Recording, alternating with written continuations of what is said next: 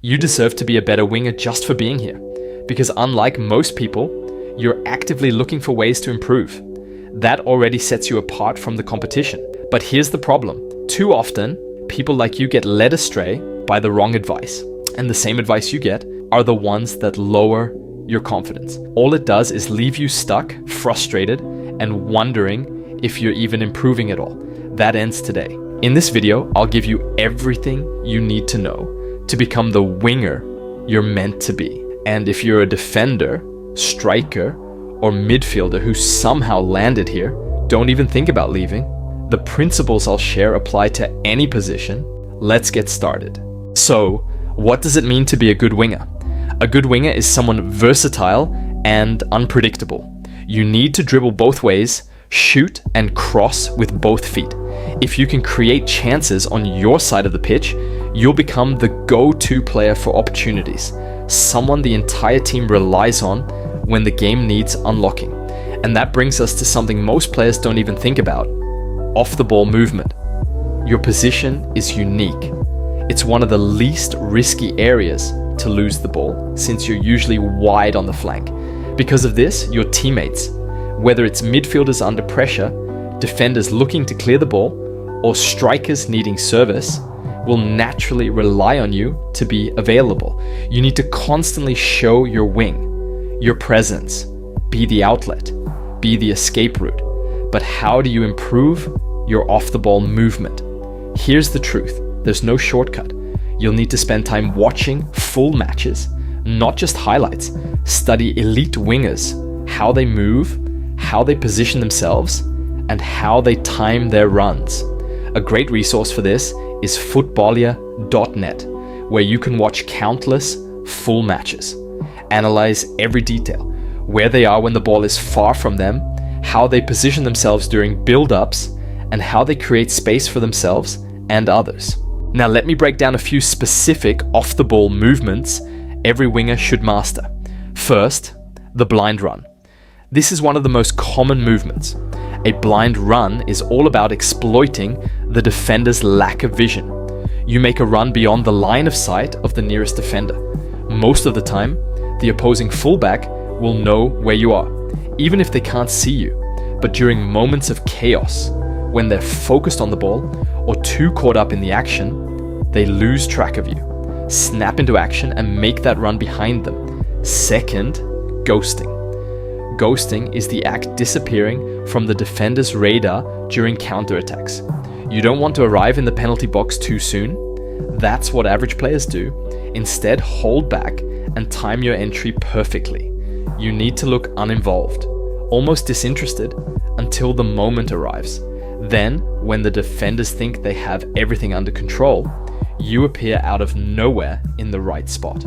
Third, bait and run. This is a classic move, but incredibly effective. You fake as if you're coming short to receive the ball, drawing the defender towards you. The moment they step up, you spin and make a run in the opposite direction. It's a simple trick, but it can destroy defensive setups when done correctly. There are many other runs and off-the-ball movements you should learn. Learn to position yourself based on the situation. When the ball is on your side, your job is to hog the touchline and provide width. This stretches the opposition and creates more space for your teammates. But when the ball is on the opposite side, you should do the opposite. Tuck into midfield. But the best way to learn them is by watching and copying. Observe how players like Yamal, Salah, Mbappe move off the ball. See how they time their runs, use their body language, and find pockets of space. Then replicate those movements in your own games. The second thing every winger should master is the art of dribbling. Dribbling is the foundation of any great winger's game, but becoming a great dribbler isn't easy at all. It requires control, timing, and creativity. If you're a beginner looking to take your dribbling to the next level, pick 3 go-to moves that match your style of play. These are moves you'll use every game, no matter what. Maybe it's the step over, la croqueta, or a roulette spin. It doesn't matter what you choose. What matters is that you pick moves you can master and perform confidently under pressure. Now let's break down how to perfect those moves step by step. First, start static. Take the first move you want to learn. Begin practicing it without worrying about movement or pressure. Focus purely on the technique, how your body shifts, where your foot lands, and how you sell the fake.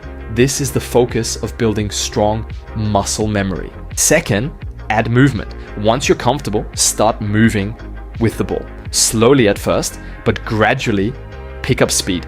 Practice the move in different directions and angles to mimic real game situations. Third, simulate opponents. Now imagine defenders pressing you. This could be weaving between cones or picturing a real match scenario in your mind. Visualize the moment.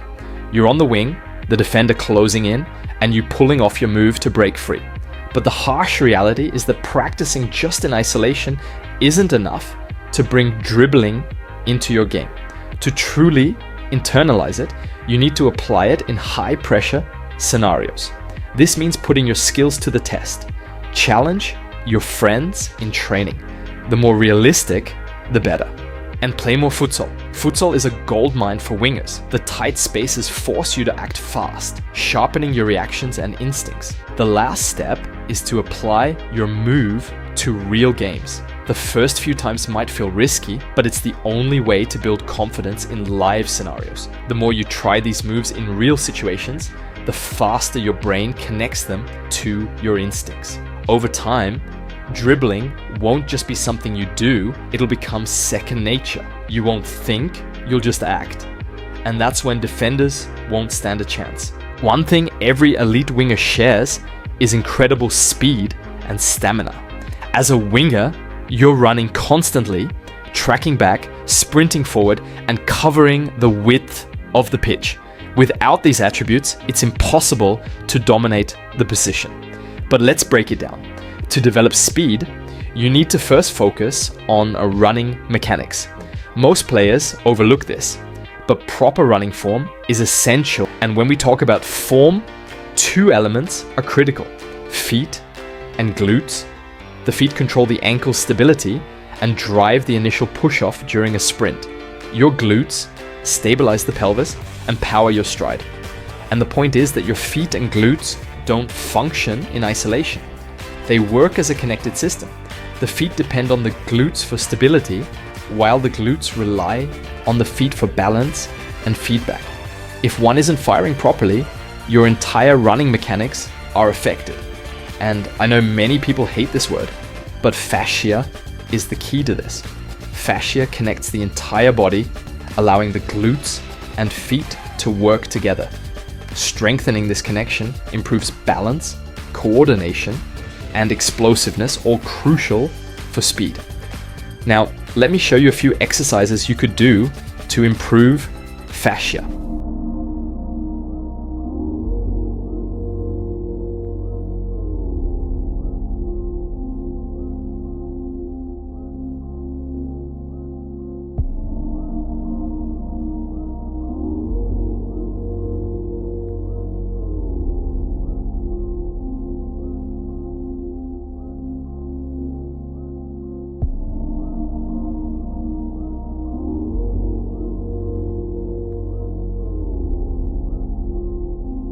I've made an entire video about speed. I go into more detail on sprinting drills, form correction, and even some advanced isometrics. Go check it now. If you want to stand out, especially to scouts, you have to master the weak foot. A winger who can comfortably use both feet opens up the game in ways others simply can't. You become unpredictable, harder to defend, and an all-around bigger threat on the pitch. Let me show you an effective way to train your weak foot, and it starts with a simple idea: tricking your mind.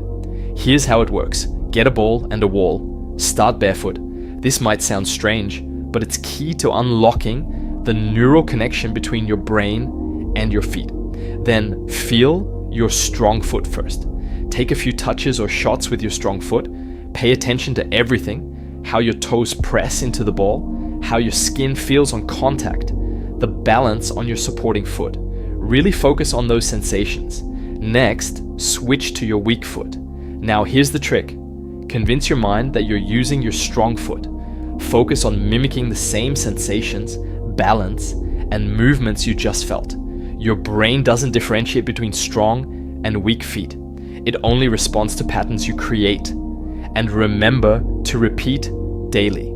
Shoot on the wall with your weak foot, focusing on form and accuracy. Don't rush. The goal is to rewire your brain to treat your weak foot the same as your strong one. I hope you enjoyed this video. Let me know in the comments in what position you play, so I make a similar video about it. And don't forget, we at Football Protocol made a free chart with everything you need this year to improve in football. You can find it in my Discord community, linked in the description. Hit the protocol and take action.